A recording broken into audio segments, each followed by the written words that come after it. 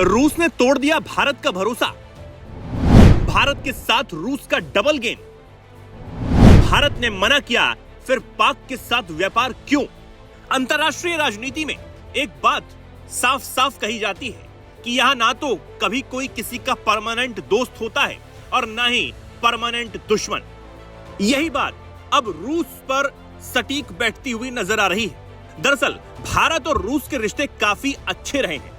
Trump tariff के खिलाफ जाकर भी रूस ने भारत का साथ देने की बात कही और भारत के लिए बड़ी बड़ी बातें की, लेकिन फिर भी व्लादिमीर पुतिन भारत की एक छोटी सी अपील तक नहीं मान सके।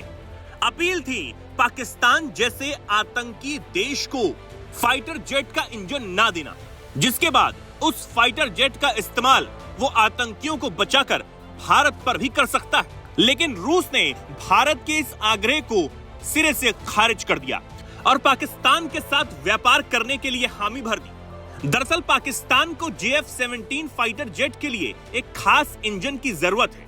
ये फाइटर जेट वैसे तो चीन बनाता है, लेकिन पाकिस्तान इसके लिए रूस पर निर्भर है। बस इसीलिए भारत ने रूस से आग्रह किया था कि वो उस खास इंजन की सप्लाई पाकिस्तान को बिल्कुल ना करे, जिसका इस्तेमाल JF-17 फाइटर जेट में होना है।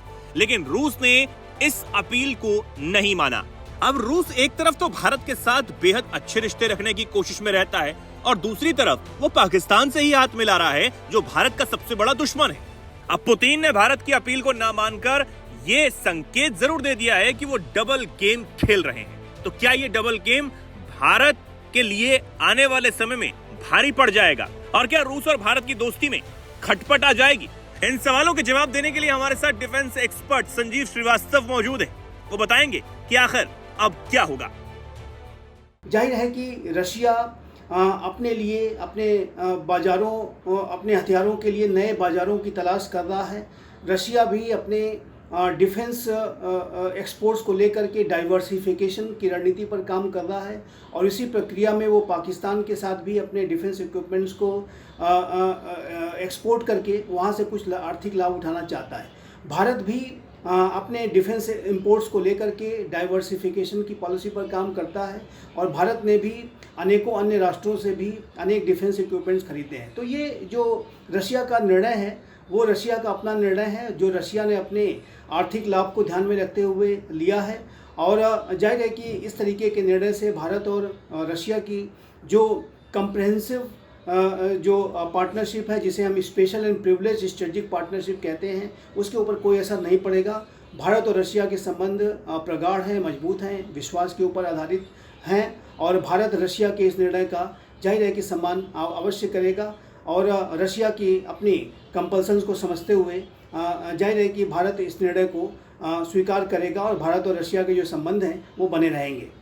आपको बता दें कि JF-17 एक 4.5 जनरेशन फाइटर जेट है, जिसे पाकिस्तान चीन की मदद से स्वदेशी तौर पर बनाता है।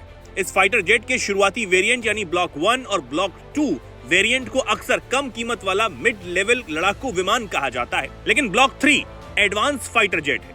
अब जिस तरह सुखोई 30 MKI भारतीय वायुसेना की रीढ़ की हड्डी है, ठीक उसी तरह JF-17 पाकिस्तान की वायुसेना की रीढ़ की हड्डी मानी जाती है। पाकिस्तान सेना के बेड़े में सबसे ज्यादा JF-17 फाइटर जेट ही मौजूद हैं।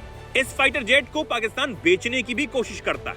अब माना जा रहा है कि रूस के ताकतवर RD-93MA इंजन के साथ JF-17 बाजार में और ज्यादा मजबूती से भी सामने आ सकता है और यही शायद पाकिस्तान के लिए गेम चेंजर साबित हो।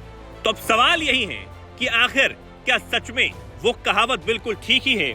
अंतर्राष्ट्रीय राजनीति में ना किसी का कोई परमानेंट दुश्मन होता है और ना ही दोस्त। फिलहाल आप इस पर क्या कुछ कहना चाहते हैं? कमेंट सेक्शन में जरूर अपनी बात को रखें।